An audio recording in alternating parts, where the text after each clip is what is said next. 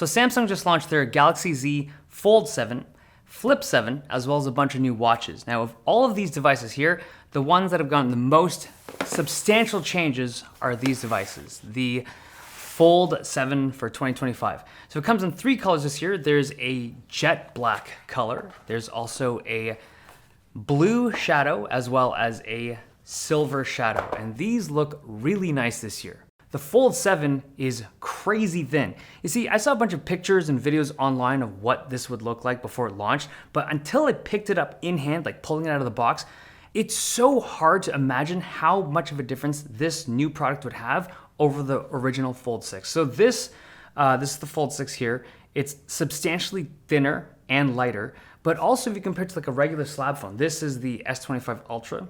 It's essentially the same thickness. It is a little bit thicker than the S25 Ultra, but it's like imperceptible in your hand, and it's actually a little bit lighter than the S25 Ultra. And then if you compare it to this is the iPhone 16 Pro Max. It's like pretty much a normal phone in a foldable form factor. It's incredible. You pop it open, it's a massive screen. Now, one thing I thought was strange was that this is not a titanium build. This was made with Armor aluminum. We've seen this material in previous Samsung foldable devices.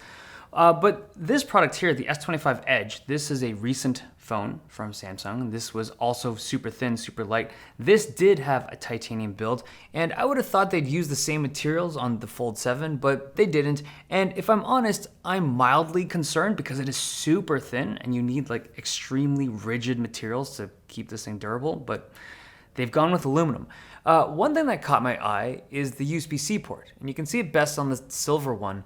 This has very little material left on the top and bottom of it. It almost feels like if they wanted to make these devices thinner in the future, that they wouldn't be able to do it if you're still going to use USB-C charging. Like, there's just not much material left you could shave off to make it thinner. You'd either have to have a device that was entirely based on wireless charging or just a different kind of charging technology. Because look at this, the port takes up the whole edge already. Now, I think by focusing on the thickness and weight of this device, they have addressed one of the earlier issues of foldables. Like, people used to think they're thicker and heavier than they should be, but they've also addressed the camera system. So the foldables of the past have always had a camera system that was like a tier or two below their Ultra lineup, but this generation, the Fold 7 has a 200 megapixel main shooter, which from my quick testing in good lighting conditions didn't look that different from the Fold 6, but the new sensor should be noticeably better in low light. There still is no periscoping telephoto though. Now, the negative to this is that the camera bump protrudes out quite a bit compared to the previous iterations of this phone. It's like noticeably thicker. And because of that big camera bump, it actually wobbles a little bit more when it's sitting on tables. The front screen on the Fold 7 is a little bigger and has a wider aspect ratio than the previous generation Folds. It's slight, but it is noticeable. When you open it up, the Fold 7 is again a little bit bigger, and because of that wider aspect ratio up front, the videos fill up a little bit more of that screen space inside. There is no S Pen support on the Fold 7. I'm surprised that they did this, but it has to just be from that pursuit of thinness.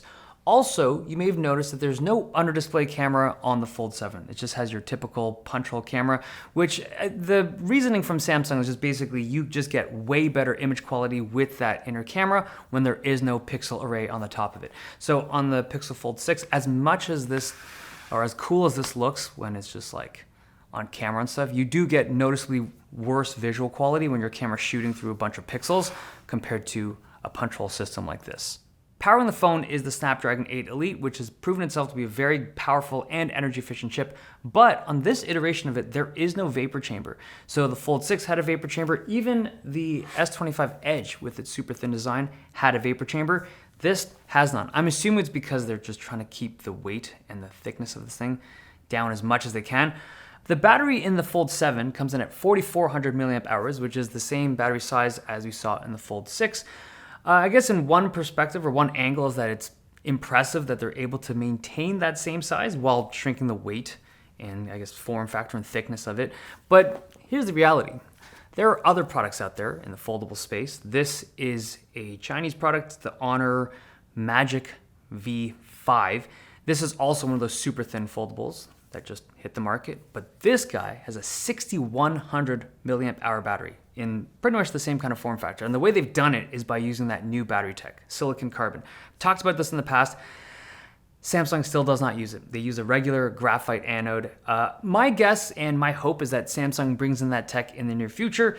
Maybe they need that production to scale up for their volume. But yeah, still typical lithium ion battery tech in here. One thing I noticed about the official cases on the Fold 7 is that they only have a back component to it. So this is the Samsung kind of carbon fiber case, and you stick it on, it looks like they would, but there is no front portion of that. It's only protected with a screen protector, like a full-size screen protector up front, and it's just the back that has this case. And I think they've done it to maintain the thin profile of the device, but yeah, it's just something that's different this year because of how thin it is. The other phone they're launching is the Galaxy Z Flip 7. The device I have here is in the blue shadow colorway, and this is a very nice looking blue like we saw earlier, but the most interesting feature of this iteration is the full-size screen up front. It goes right up to the edges, it even wraps around the cameras in the flash. By comparison, the Z Flip 6 from last year had a pretty large bezel around that front screen. Other phones have done this before, this whole like full screen front, but this is the first time I've seen one in person. I think it looks so cool. And when you're using the front-facing camera, it just makes it easier to frame up shots since the whole thing is a screen. You also get Gemini access without flipping open the phone, at least you should if you're signed into Google. The Flip 7 is a little thinner than the Flip 6, not by a lot, but the phone retains pretty much the same weight as before, even with the slightly bigger battery. So powering this device, it seems like they're only running Samsung's Exynos 2500 chip this year. There's no Snapdragon option, which has got to be a cost-saving thing, right? But these devices are still very expensive. The Fold 7 comes in at pretty much the same price as last year.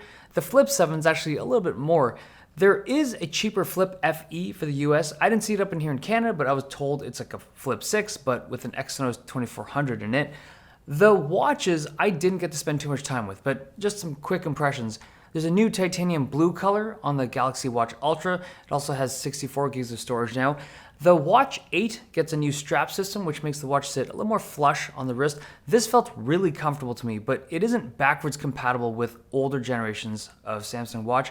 And there's also a new Watch 8 Classic, which, I don't know, it gets 64 gigs of storage. It also has a rotating bezel, but this did not look good to me. I think there's something kind of try-hard about the design, which I just did not like. But the takeaway for me, this year, the tech on Samsung's foldables have gotten big improvements, especially on the Fold. I do wish that the battery tech would catch up to the latest stuff though. Okay, so those are my early impressions of Samsung's new Galaxy foldable devices. Hope you guys enjoyed this video.